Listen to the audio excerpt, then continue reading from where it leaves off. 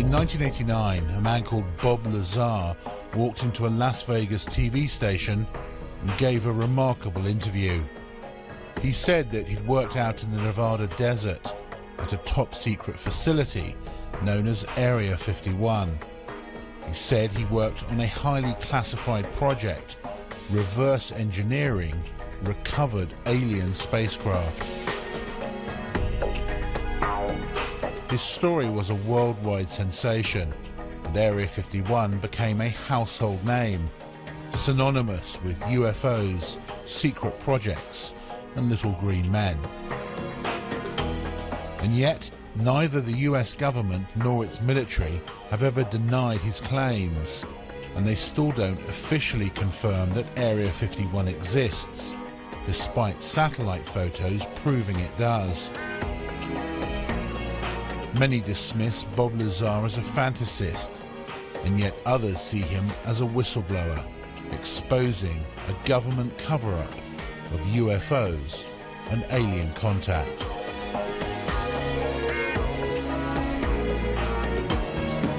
A once secret airbase in the Nevada desert is marking an unofficial anniversary today. Area 51 was one of the most secretive places on the planet, but that anonymity vanished forever because of what happened 25 years ago. A controversial electronics whiz told a fantastic tale during a TV interview, and the story still reverberates today. The I-Team's George Knapp played a part in what became an international sensation.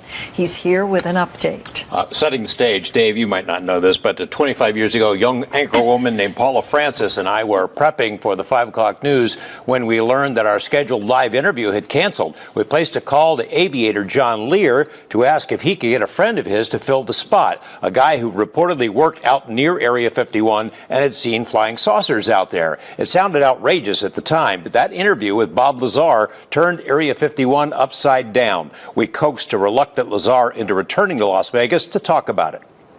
I don't know. Sometimes I really do regret it, and I almost feel like apologizing to him, saying that, you know, I'm sorry I let things out. Can I have my job back?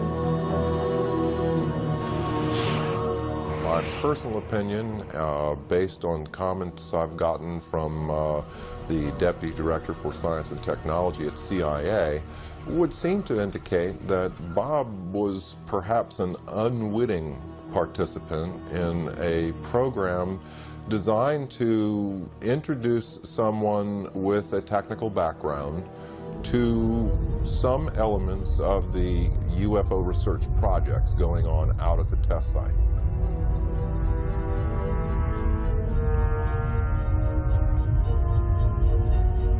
I have no doubts that Lazar actually was in a place where top secret investigations were going on. I'm not sure about all the details that have emerged from his account, but he certainly gives me the impression that he was actually there. Do I believe Bob Lazar? My answer to that is yes. And heck, it's going on 8 years that I've known him. His story has never changed. He wasn't in it for the publicity. He surely wasn't in it for the money. He lost everything he had. I believe he's totally sincere. As far as I can tell, he's a bright guy who tells a great tale and who's told it often to people who have not checked on him, who accept the notion that, well, the government wiped his slate clean. Basically, I think he had an experience. I think he saw some things that shocked him, was subject to some conditions and experiences that were very unnerving to him and very profound.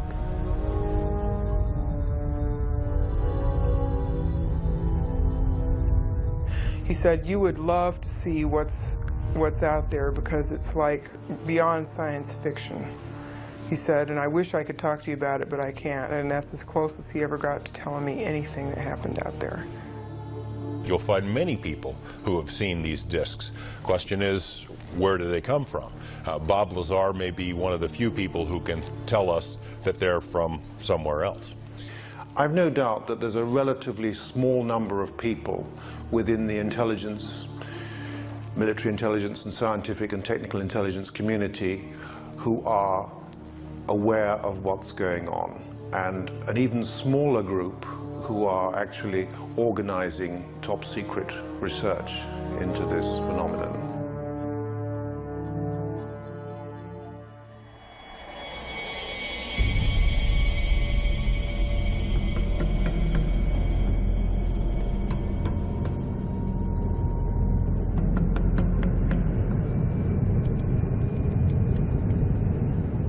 There's been an operating airbase out at the location known as Area 51 since the 1950s, when it was home to the CIA's top secret SR-71 Blackbird spy plane. Then in the 1970s, it became the test flight center for the F-117 stealth fighter and the B-2 stealth bomber.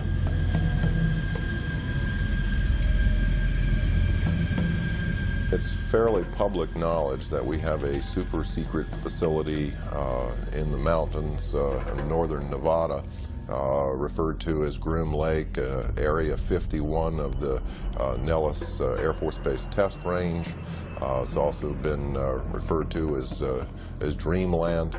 This is an area that has been known but officially denied for many decades.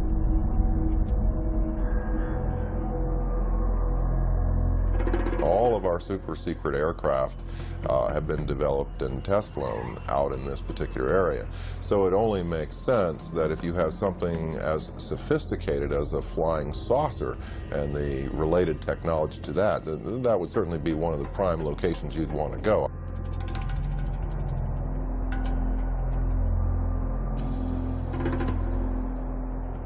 What you see is an ordinary looking Air Force base. It's nothing to write home about, but because the government won't talk about it, everyone wants to see it. The military has never said there are no UFOs. It's never directly denied any of the Area 51 stories. It would have been so simple when these claims came out, these Papoose Lake claims, for the military to simply say, look, we have nothing there.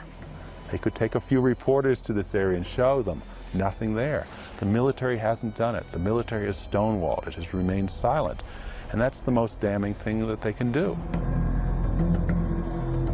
Area 51 to this day is not acknowledged. That is to say, the Air Force does not admit that it exists. This status has been maintained very carefully, particularly in the last few years. The puzzle is that the base has clearly been very active for quite a while, and you can see that there are about 700 to 1,000 people traveling from Las Vegas every day. So essentially the bulk of what has gone on there in the last 10 years has not emerged from the black. This airplane the program was terminated. The airplanes were put in mothballs for 20 years before they admitted the existence of the aircraft. There's programs that they're working on today that are 50 years ahead of anything that you and I can even conceive of, and that we may never see the light of day.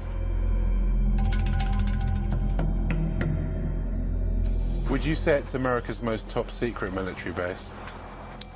As far as an operational test facility, it's probably the most secret test facility in the free world, yes.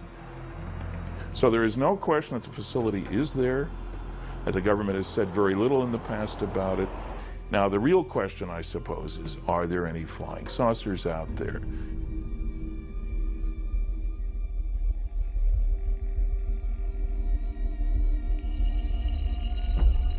No one had associated flying saucers with Area 51 until Bob Lazar's interview hit television screens around the world. He said that he worked at an underground facility called S4. The top secret project was codenamed Galileo. They would call it a specific time. For instance, the operator would say, Mr. Lazar, it's now 4:15 a.m. We expect you to be at McCarran Airport at 4:45. your plane will be leaving at such and such time. I'd drive there, check in, board the plane, and the plane would fly out to Groom Lake. It would land there. I'd get off the plane and wait, and there would be a bus to take me and whoever else is going to S4, Papoose Lake, which is about 15 miles south of there, and then I would check in at S4.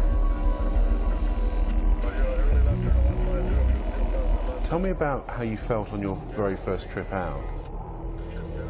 The first trip out there was actually very exciting because it seemed so cloak and dagger to me, especially after I got in the bus with the blacked out windows. I kind of thought that was neat.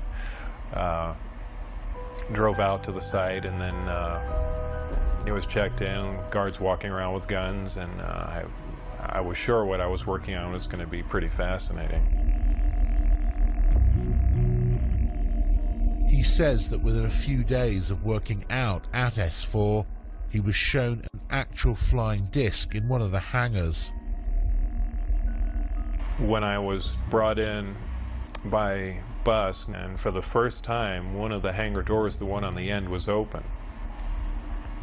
The bus drove up and we stopped there, and clear as day in the hangar, taking up almost all the hangar, was the disc. Looked like something right out of a science fiction movie.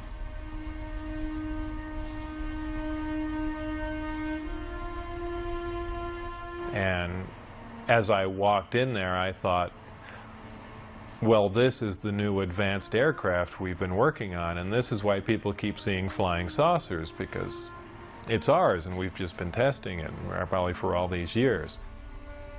And what color and size was it? It was a dull stainless steel, pewter gray, very unimpressive color-wise. About 52.8 feet in diameter and about 16 feet high.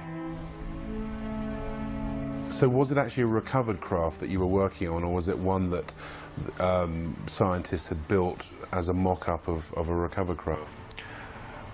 Well, whether it was recovered, given, or what, it was not built as a mock-up. It was an alien craft built on another world. There was absolutely no doubt about that. Lazar claims that he was one of only 22 people who had something called majestic clearance to work on the craft itself. The whole aim of the project was to take these craft, or the one in particular that I was working on, and try and duplicate its systems and subsystems with earthly materials. The work that I did basically entailed back engineering the power and propulsion system, and I opted to start with the power, the reactor that ran the craft.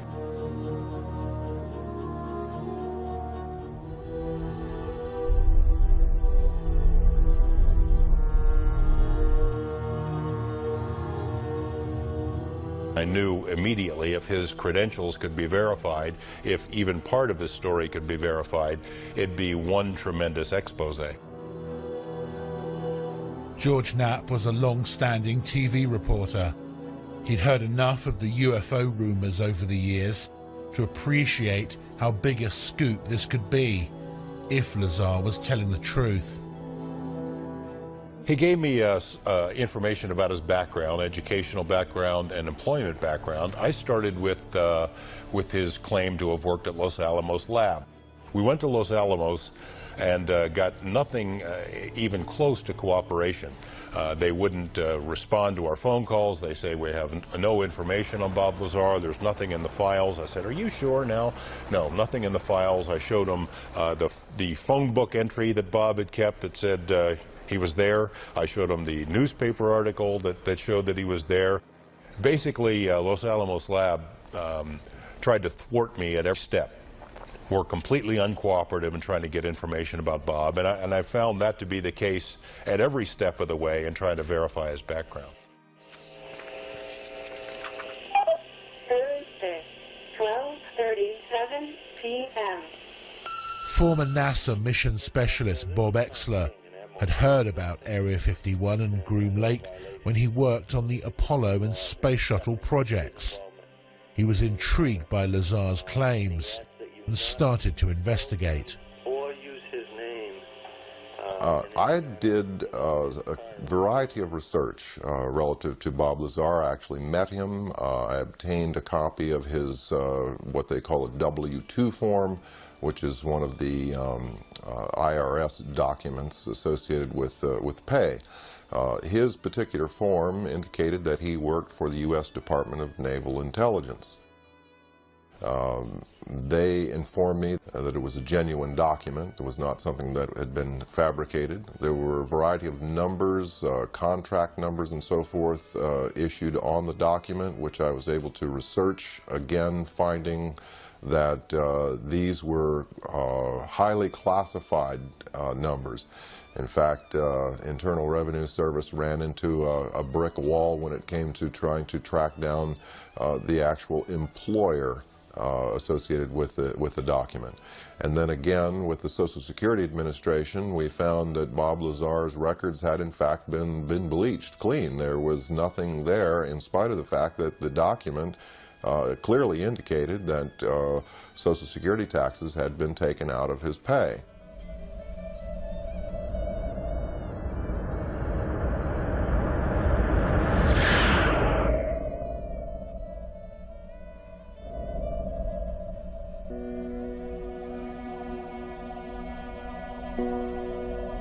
Not everyone who's researched Bob Lazar believes his claims. Stanton Friedman is one of the most respected authors in the UFO field today. He's a former nuclear physicist with top secret clearance and has many friends and contacts in the Black Project world.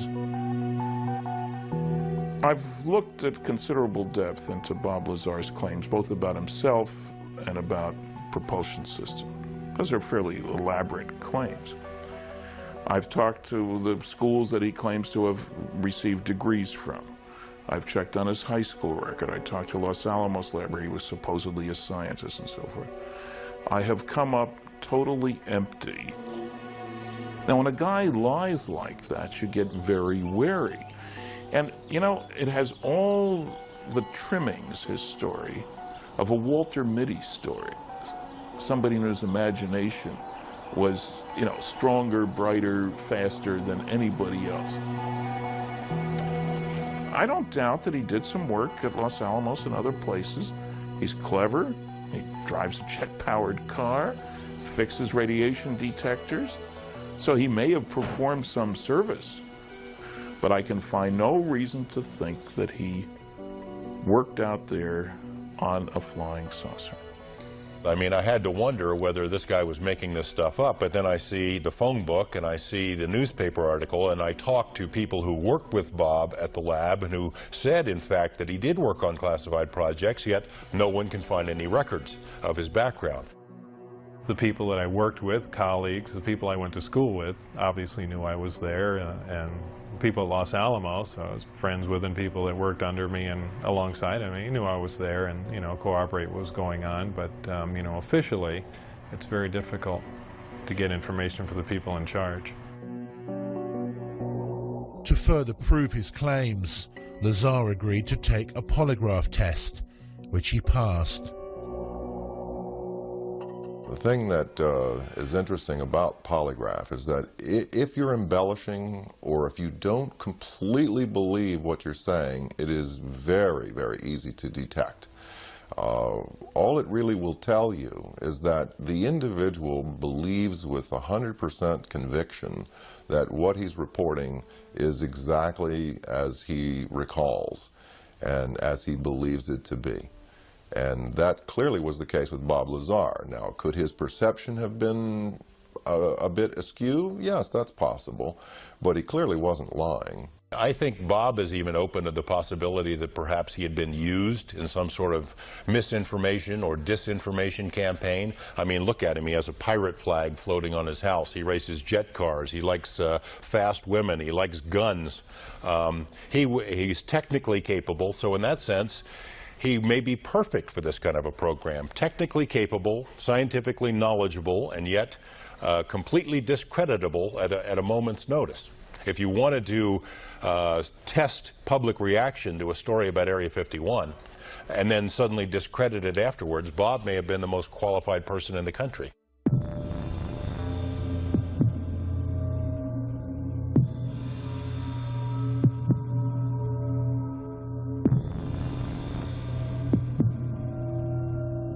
Lazar says that on one occasion he was escorted into the flying disc that he saw in the hangar to analyze its propulsion system.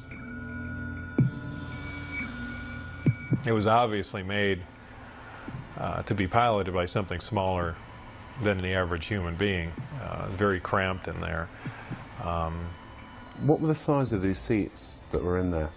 The seats were very small. I'd say about 1/3 to 1/4 the size of a normal human seat. A lot of people say, boy, it must have been exciting to go in there, and I always say it wasn't. It was a very ominous feeling. I know it sounds silly, but it's so unearthly in there. You have spoken to someone who's actually seen a UFO under a tarpaulin at Area 51. I have. I've spoken to several people who've seen UFOs or disc-shaped craft out there.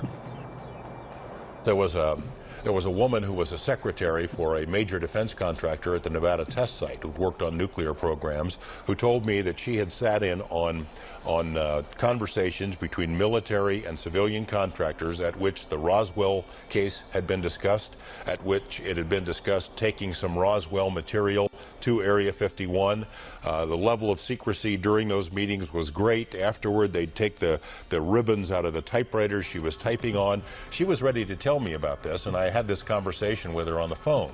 The next day after this conversation takes place, she's visited by two men who say that they work for the company she used to work for, reminding her that she is still under a security oath, told her, we know that you do a lot of traveling back and forth, a lot of long drives between Las Vegas and LA. We'd hate for something to happen to you or your family. No interview. I mean, it happened again and again and again. Same scenario.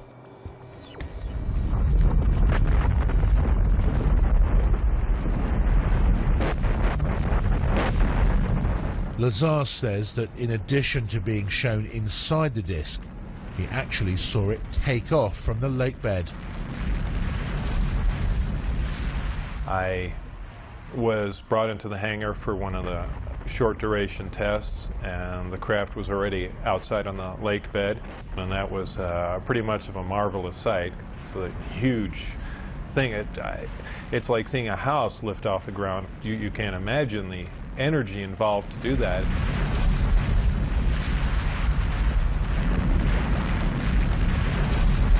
Because of the extremely high energy output and the fact that the outside of the craft is used as a conductor, that does ionize the air.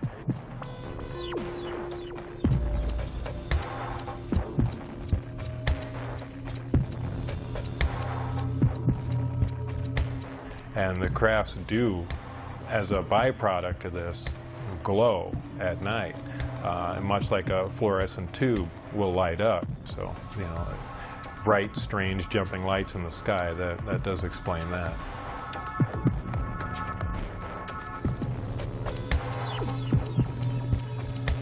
Would you categorically say there is no way that humans could have built the craft that you saw? Absolutely. I will categorically deny that. Well, I don't know. How exactly should I put that? I guess I can just say it straight out. There is no way that any government on this earth could produce that craft, period. And I defy anyone to argue that point.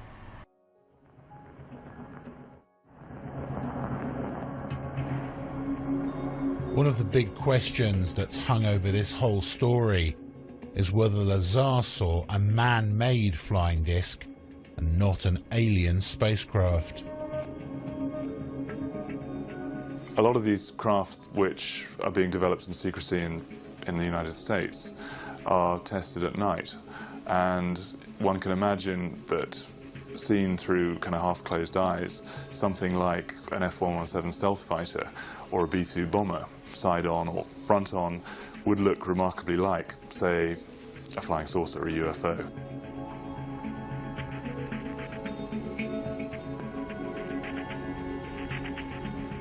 You see an F-117, or you see tacit blue, or you see a B-2. Particularly if you see it from some fairly unusual angle, you're going to have a very hard time relating that to conventional aircraft. Some of these things can look very strange indeed. So, you know, an unusual but decidedly terrestrial aircraft can certainly present the appearance of a disk from many angles.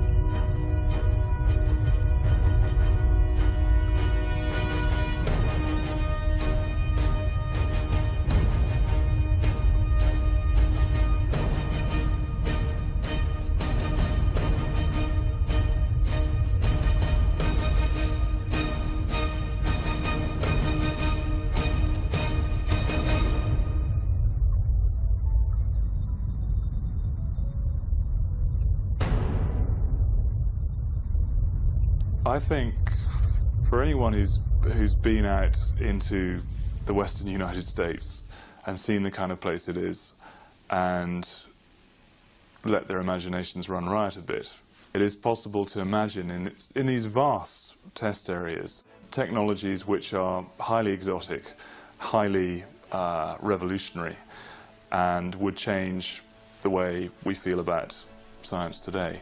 However, to say that that is alien science derived from beyond this world, I think is something which is just, it is unbelievable. It's too much to absorb.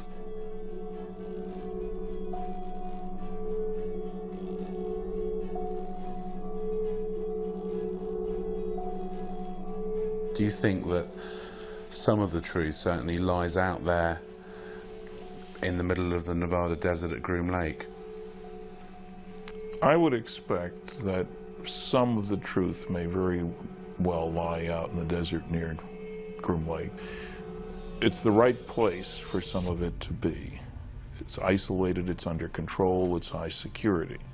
I don't think we've yet scratched the surface on what's happening out there with regard to flying saucers.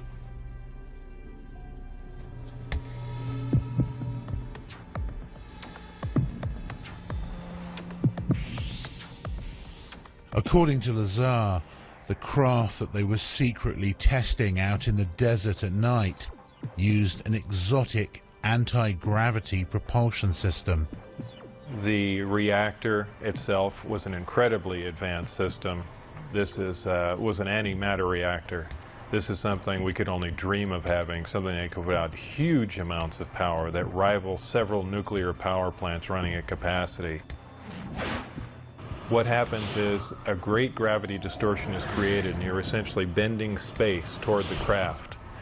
The craft becomes part of that space, and then when the reactors, or when the gravity amplifiers are shut down, the craft is essentially where it was focused. It's a very difficult thing to grasp. It happens virtually instantaneously because of the fact that gravity distorts time. And if you're bending space and time along with it, when you wind back up in that place, you're there between the ticks of a clock.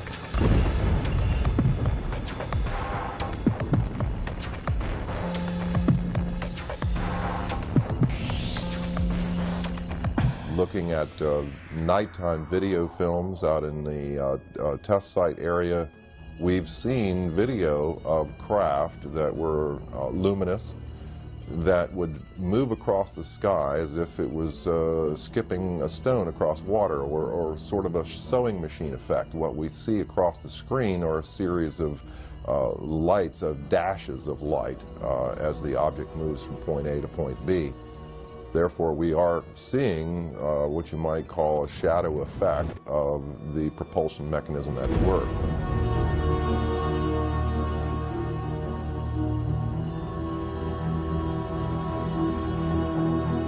Bob Lazar is not the only person who's come forward and claimed to have worked out at the base on flying discs.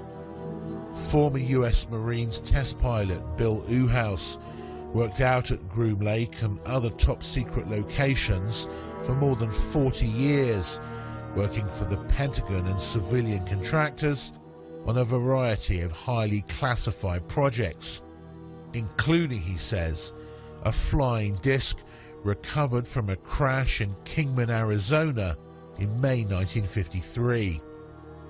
He said that he'd been cleared to do this interview and to discuss certain information, but asked us not to show his face. What were you actually working on out there? One of the things I worked on was a flying disc simulator. It was designed in New Mexico by a separate staff that built it in parallel with the actual craft that they had intended to fly. The purpose of the simulator was to train pilots to fly this strange-looking craft. The simulator was a 10-meter round disc. The skin was made of boron composite material, not unlike that you see on the F-117. How did you know how to build the simulator? Essentially, there weren't any plans. The plans were generated as we constructed it. And there was a process there that took quite a while for us to even understand the concept way back in the 50s. Uhouse says that Lazar did work at Area 51. I think Bob is saying exactly what he knows, and I know a little bit about Bob from a different standpoint than a lot of the people know and what's been written about him, but Bob Lazar is not lying as far as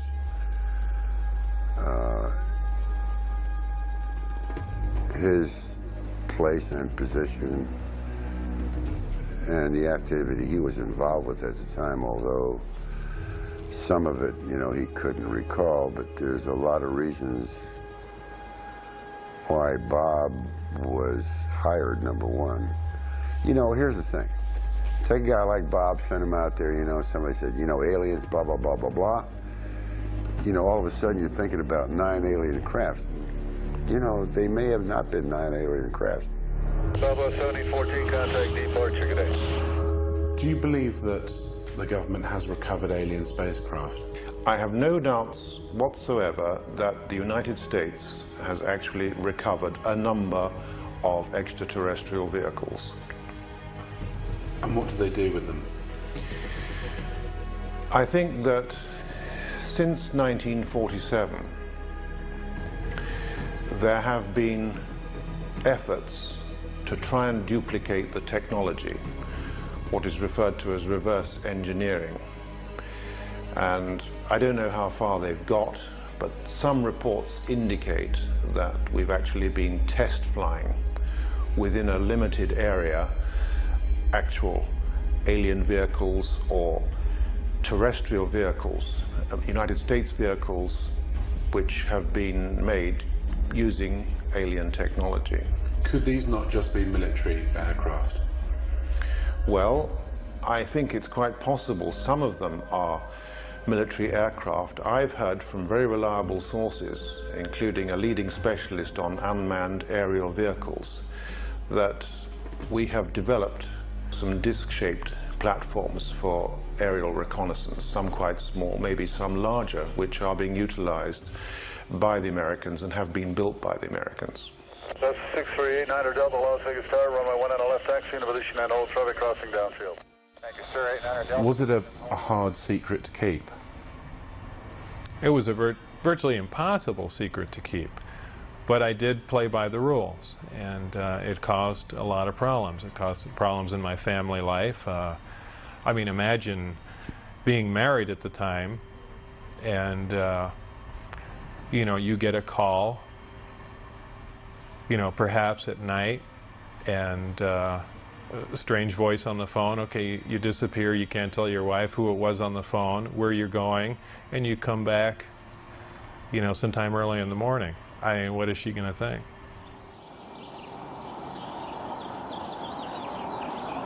Unaware of where he was going every day and being absent from home for long periods, Bob's relationship with his wife had deteriorated badly. This was seen as a potential security risk out at the base. My wife was having an affair with someone else, so they viewed that as a potential emotional instability, and they no longer wanted me coming out until things were cleared up, either for it, you know, it to break up or heal or whatever. But they, that's what put the brakes on everything there. And did they then stop calling you? Did you get very frustrated about that?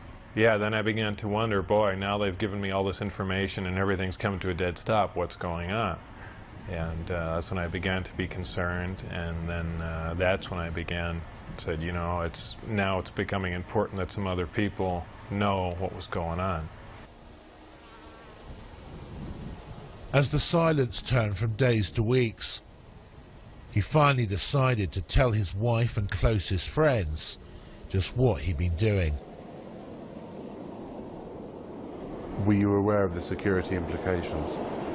I was quite aware of what could happen, but I was also aware that these guys would go to any extent to keep their secret, and certainly not have someone that was on the inside running around. And I didn't think it was beyond them at all to make me disappear. Whether I mean, who knows? I know it sounds more like a movie, but I didn't think it was beyond their capability to kill me, just to stop the word from getting out.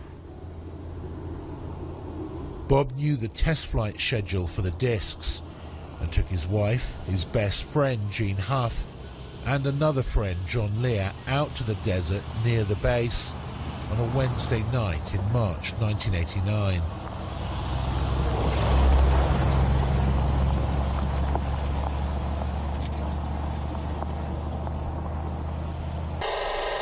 Huh, it started coming in too. How far away can that thing pick up stuff if it's like overhead, like up in the air? Overhead, 300 miles. Jeez. So it could be any one of these guys. Yeah. Yeah. Well, that sounds military to me.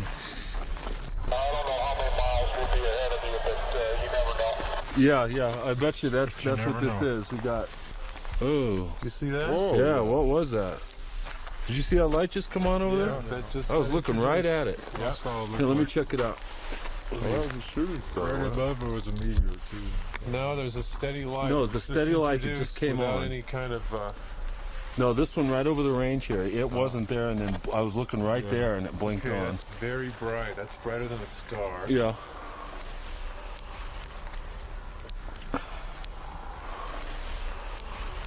Huh? Doesn't look like landing lights.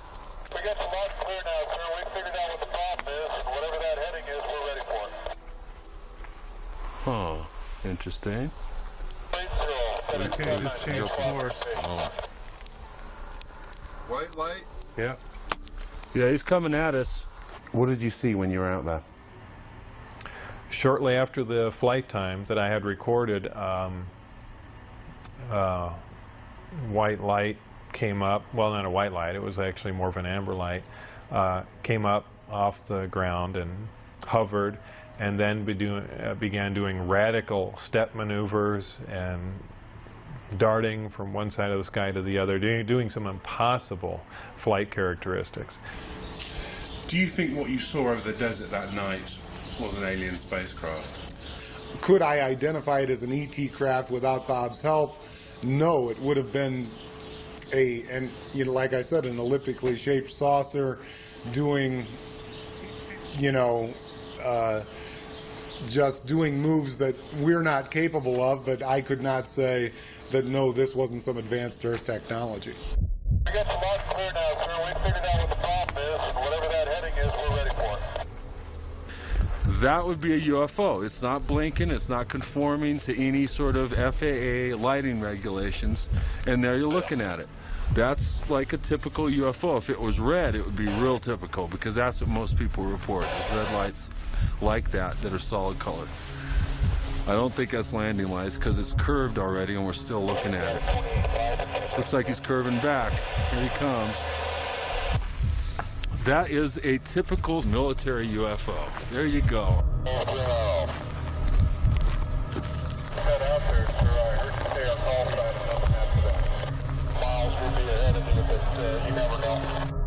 This small group went back to see 2 more Wednesday night flight tests, but on the 3rd trip, they were spotted, caught, and arrested. Bob was taken to Indian Springs Air Force Base and interrogated. That interrogation was about as intense as you can possibly get, right stopping short of shooting me in the head. What were they saying to you? Everything up to and including that, you know, we can absolutely kill you right now and there'd be no one looking for you at all. And I mean, everything. They threatened my wife. They threatened to kill my wife. They said they'd stop at nothing. They said they thought they made that very clear. They couldn't believe that I had taken anyone out there to show them that, much less left with information like the flight test data, and wanted to know what else I had said, who else I had told specifically. They were crazy. They really were. They were completely out of control.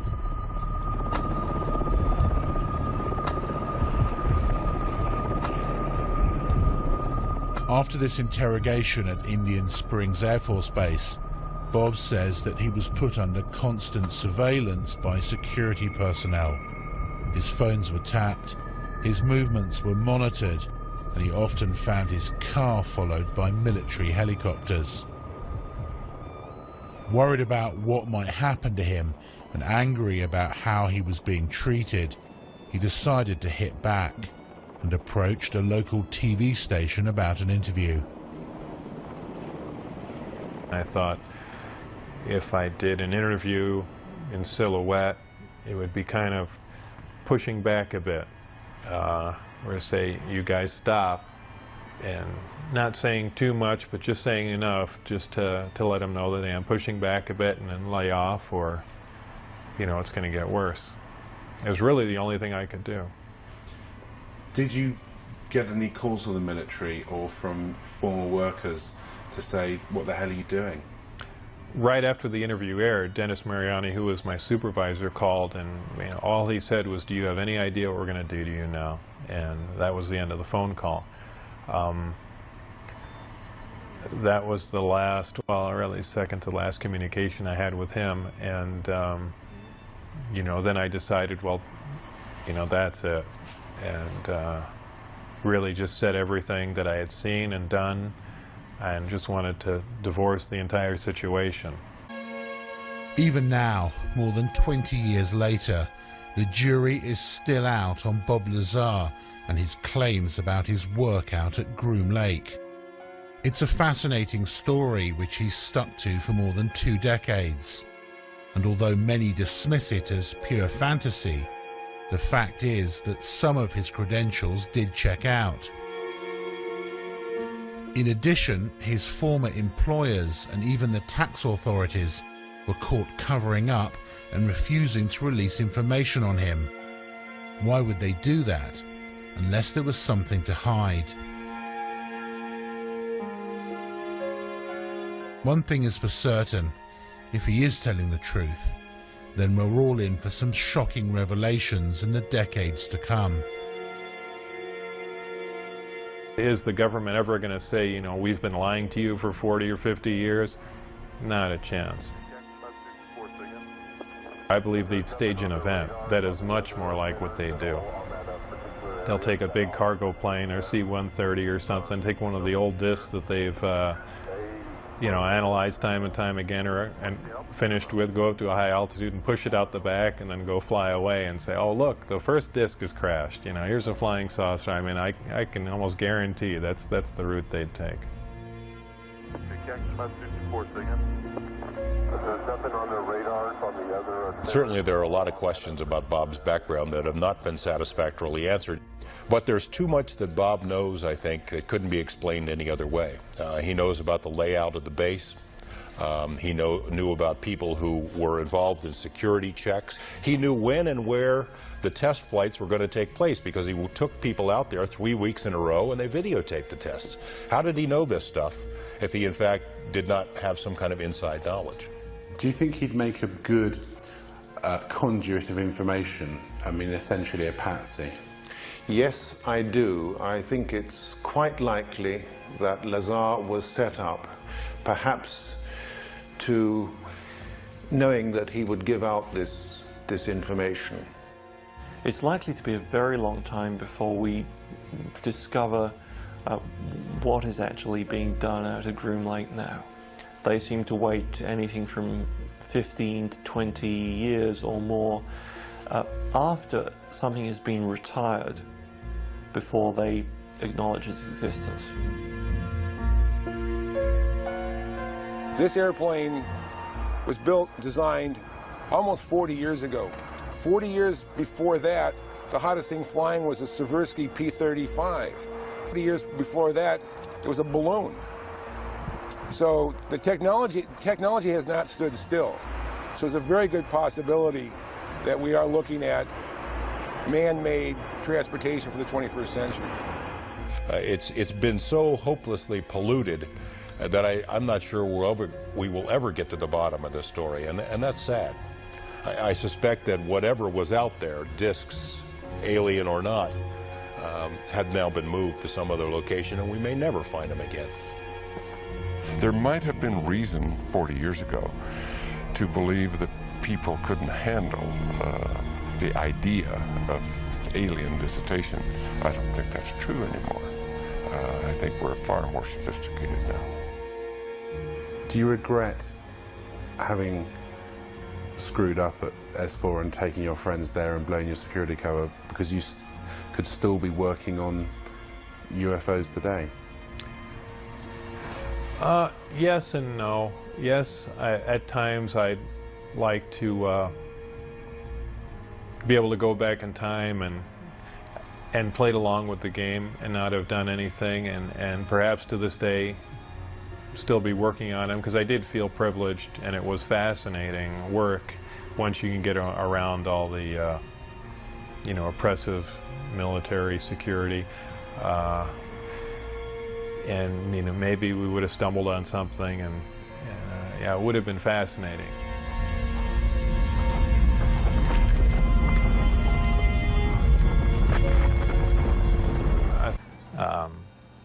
The craft lifted off the ground, virtually noiseless, other than a small corona discharge on the bottom of the craft, indicating the presence of high voltage. That dissipated at about 30 feet, and it stood there completely silently, and moved over to the left, to the right, and sat back down. That was the entire test. However, that was an extremely impressive test. Maybe to someone that really knows little about science or anything, that wouldn't be a whole lot, but you have to realize this craft was about 52 feet in diameter. I don't know exactly how much it weighed, but it weighed a lot. And this was quite a scientific feat, to lift something completely silently, under control, and you know, perform a maneuver like that. The craft itself was, I assume it was metal. It was cold to the touch, that's why I say it was metal, but it was a brushed aluminum, actually just an unfinished stainless steel, not shiny finish to it. Had no seams. It was as if it was injection molded from one giant die. I was completely amazed. I can't really reflect on how it made me feel, but that was exciting. How would you define gravity? Could you describe in layman's terms its basic principles for us? Gravity is something difficult to explain because it's something that we essentially don't understand. It's just something that we can observe. Not much is really known about gravity. There are many theories about it, but they are just mainly theories. There's theories of gravitons, which allege that these subatomic particles that act like an attractive force like gravity that exchange between two pieces of matter. There's also a theory that gravity is a form of wave, an electromagnetic wave. But basically, gravity is a force. It's the attraction, it's the inherent property of matter to have gravity, a mutual attraction for each other. And it's basically all that we really know. Modern science, current science right now, identifies one gravity. It's one force in nature. Apparently, through research at S4 or information gained from one of the crafts they were researching there, it appears that there are two different forms of gravity. One form works on an atomic scale, on subatomic particles, holding pieces of matter, holding atoms themselves together. Another works on a larger scale, the scale we're most familiar with, holding planets in orbit, holding ourselves to the ground, things of that sort. Because it produces a gravitational field, I wouldn't say the craft is invisible during the day. However, if you're under the craft, because of the way the gravity is being used, gravity bends time and space, and it bends light. If you are looking underneath the craft or from certain vantage points, you will actually see what's above the craft. It's really a trick of the way light bends under the influence of gravity. For instance, we can see stars that are behind the sun, that are blocked from our view by the sun. The reason we can see them is because the sun has a tremendous gravitational field and it's bending the light around it where we can see the star. Space-time and gravity are all essentially interrelated. They all act on one another. Gravity bends space. Gravity also distorts time. When you vary one, you essentially vary the other two. If you, as an example, if you have a massive body, say a planet or something that's making a lot of gravity, producing a lot of gravitational waves, if you will, it distorts space. It bends space to it. It also slows down time. These things aren't theories. We know them to be true. We cannot artificially create this because we can't create gravity. But this is how they're all interrelated. With traveling at the speed of light, there are several problems traveling at the speed of light. Just a couple of them are the fact that as your speed increases, so does your mass proportionally. In other words, the more energy you put in to go faster begins to slow you down by the fact that it's converted into mass. You have other problems like just traveling at such an extreme velocity, navigational problems, the fact that you might run into little tiny micrometeorites at speeds like this. They would undoubtedly destroy your craft. There's just a whole host of problems that you're going to run into just attempting to do something like that. Aside from the fact the amount of energy required to accelerate to the speed of light is horrendous.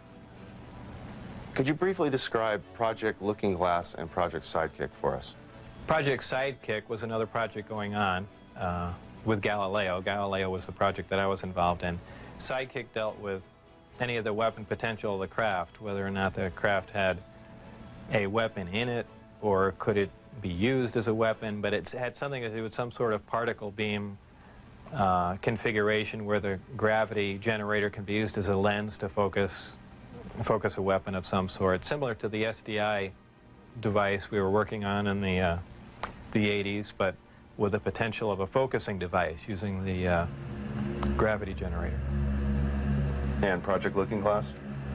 Project Looking Glass dealt with the distortion, the fact that there's a time distortion, essentially looking back in time, and by that I do not mean looking back years ago to see the wagon train days. They're looking for distortions that are milliseconds in time, and what that was used for, I don't know, but that was just observing the time, the time distortion, time dilation phenomena of the craft in operation. What is element 115, Is it found here on Earth, or is it strictly an extraterrestrial material? 115 is strictly an extraterrestrial material. It probably occurs naturally in some other places, maybe other star systems.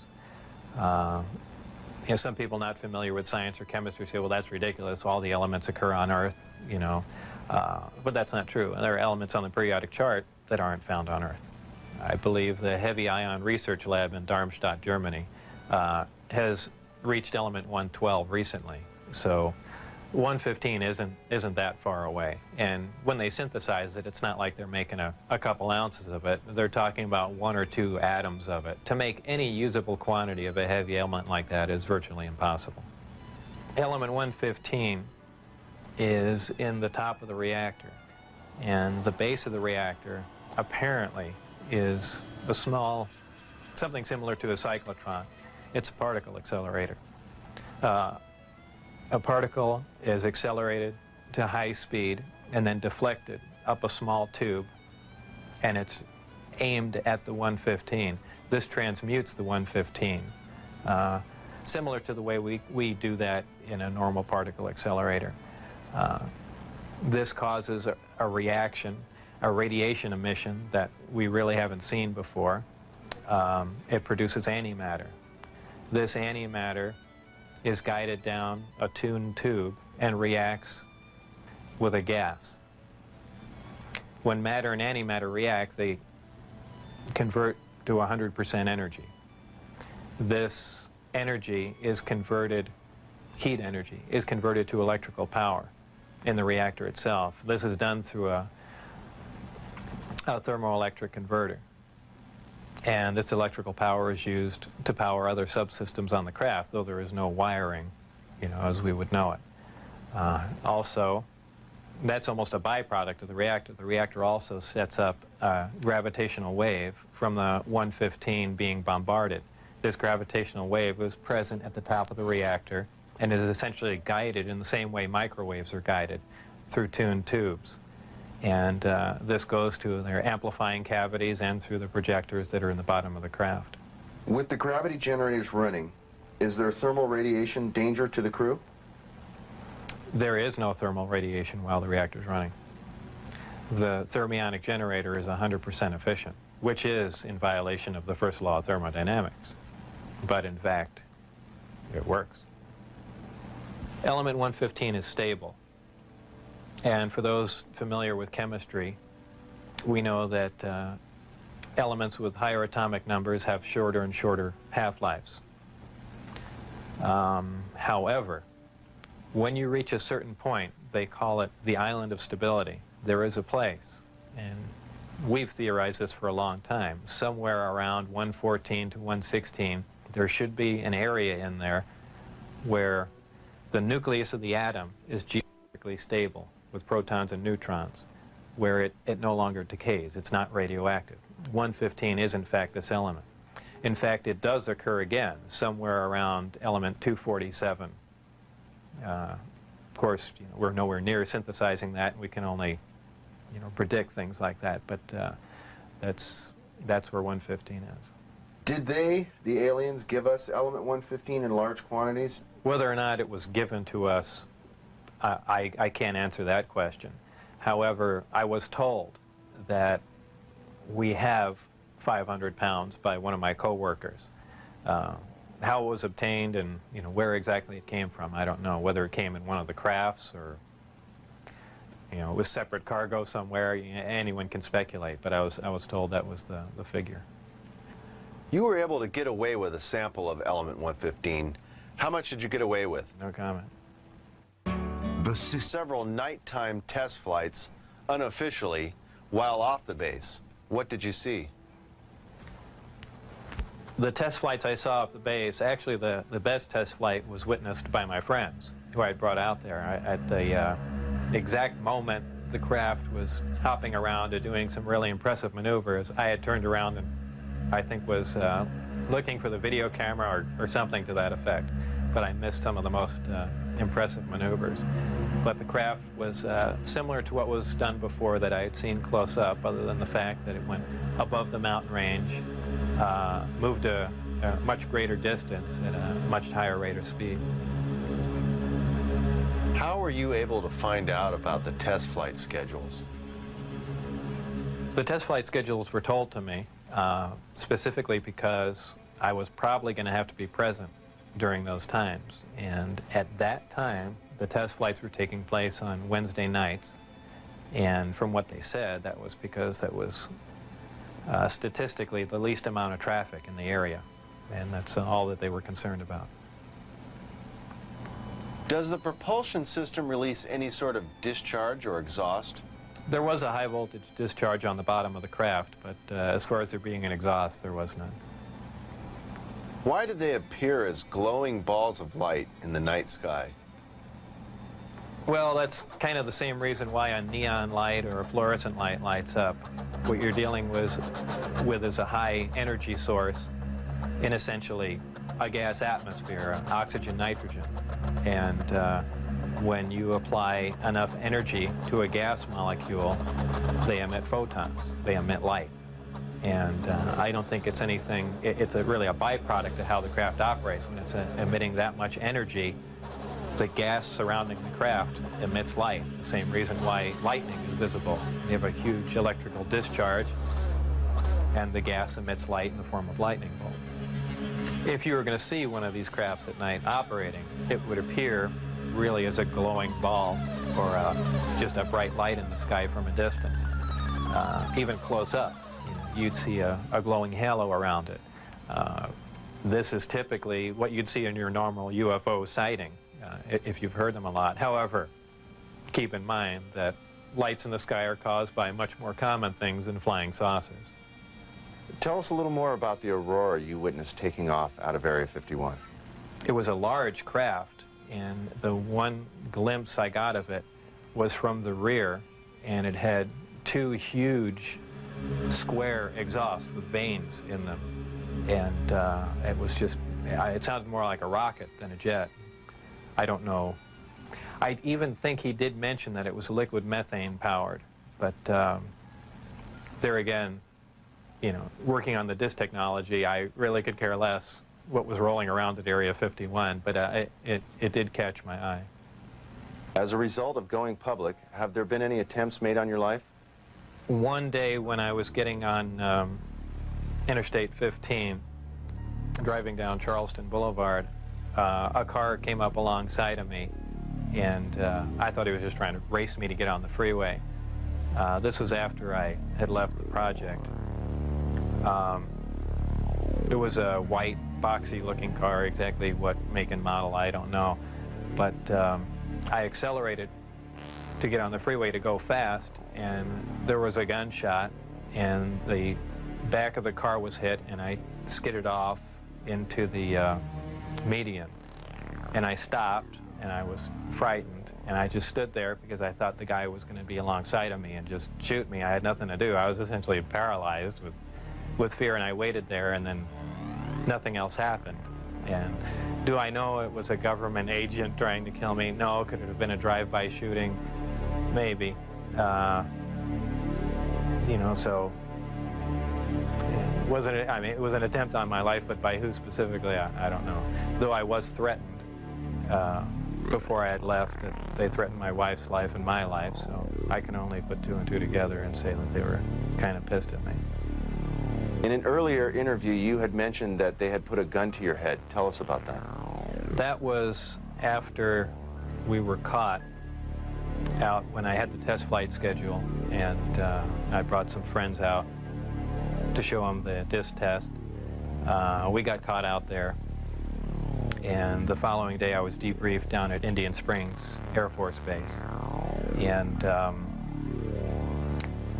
I was in the room with the security guards that caught us, my supervisor and some other people, and some of the security personnel.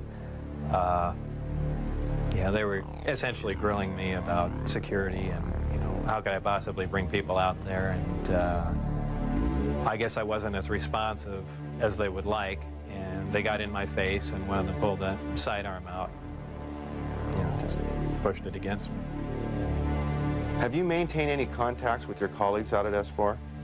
No, I never heard from anyone other than for a very brief time after I left. Dennis, who was my supervisor, did try and make contact with me at the meeting place was the Union Plaza Hotel, and I took a friend of mine, Gene Huff, down there, and another friend, a former colleague and scientist from Los Alamos, and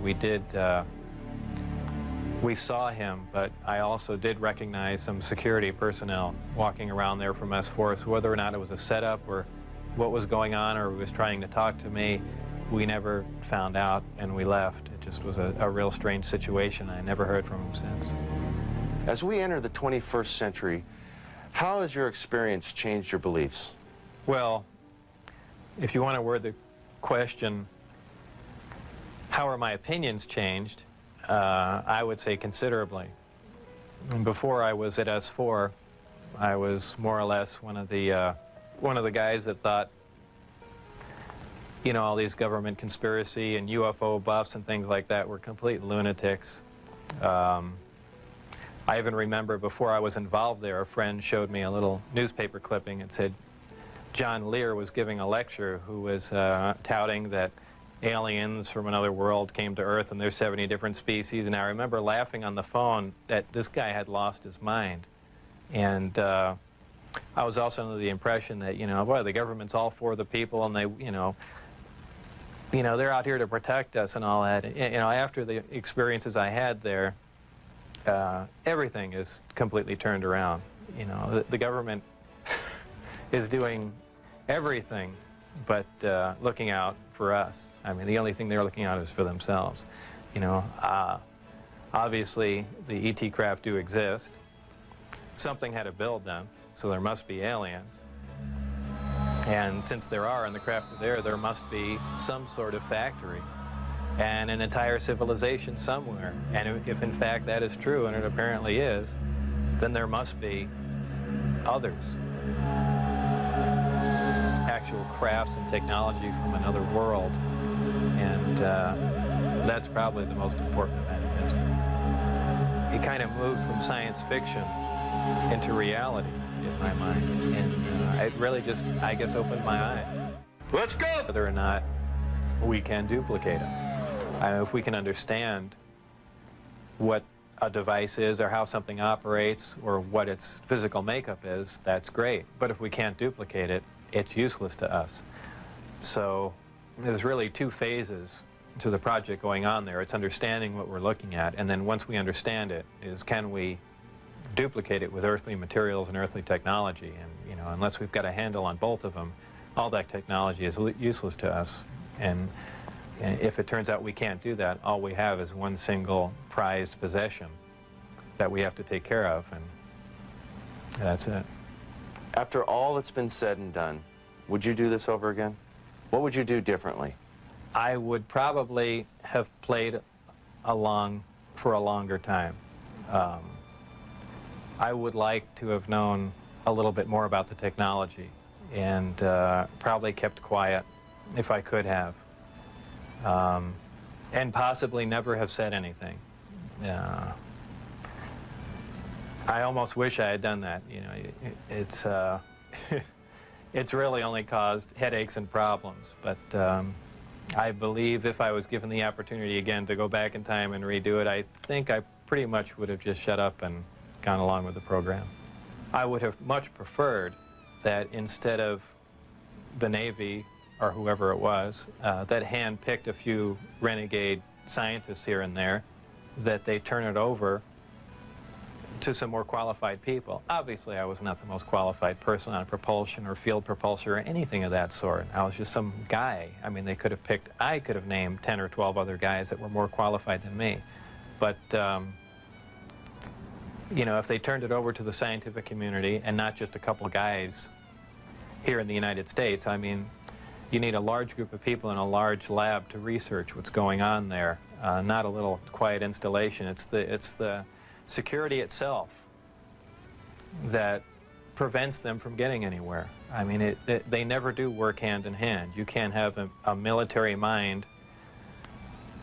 Science itself must communicate. You have to have a free exchange of ideas. That's how things progress. And when you clamp down on a security system like that, where you work in isolated groups and ideas cannot be exchanged, you don't get anywhere, and that's the problem they have.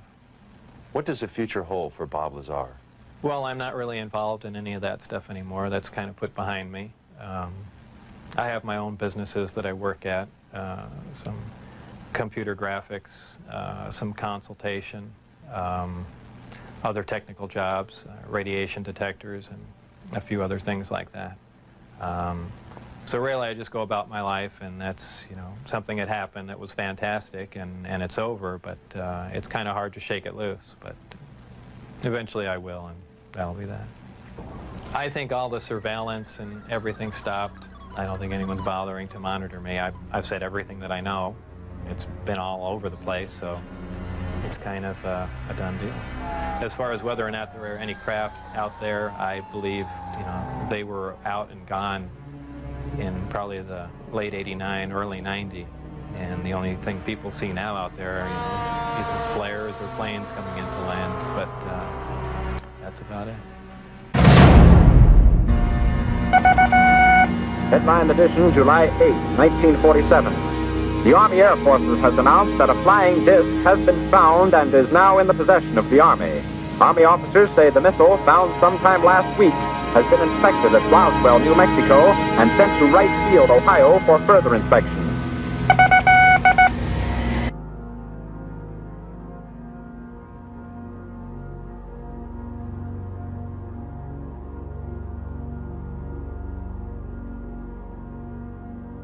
Why in the world someone would invest such an amount of money, of efforts, of mise-en-scène to put together a 23-minute film of this kind? It defies reason. It doesn't make sense. I cannot relate these structures to abdominal contents. The liver, if it were the liver, should be over here to the right. I'm seeing a mass that I cannot readily explain, and I have great difficulty in correlating this with any human body that I have seen. As difficult as it is for me to say it, as reluctant as I am to say it, that what I have seen here does not appear to be a human being. What is this? I would prefer to say, for the time being, that it is humanoid. I'm not going to say it is from a distant planet. What planet? I don't know. But I cannot say that it is a member of the human race as you and I know the human race. I have never performed an autopsy on any body that even closely resembles the being that we see on this film. There are 6 fingers on each hand, and there are also 6 toes on each foot. Are either pathologists or they're surgeons who have done a fair number of autopsies. This supposedly was filmed in 1947, and while things haven't changed, we see some things that would have been expected at that time, such as the use of a handsaw in removing the skull cap.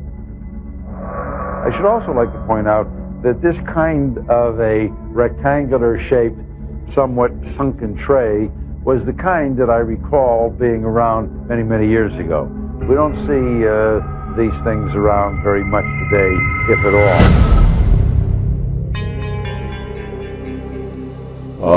Aluminum in appearance. There were fragments of aircraft scanner, whatever the thing was, and also some girders with pictures of hieroglyphic-like things on it.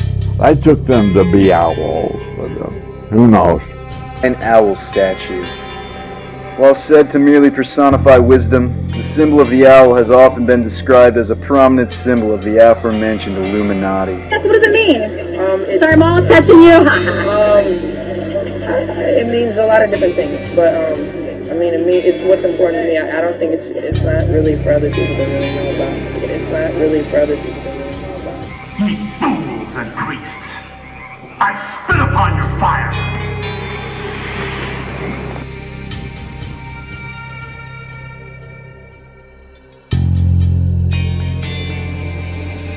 Stars don't move. Planets or anything that's like a planet does. So this is color-coded. This is what they saw on different nights. They're looking for one thing moving. They color-coded it to show that all these stars are staying still. This thing is moving. Our solar system is still terra incognita. It's full of surprises. This object is something that astronomers said shouldn't even be there. There's a whole other solar system beyond the planets that we know that are full of these things that are sort of planets, sort of comets. Some of them they call dwarf planets. That's what they're calling this one.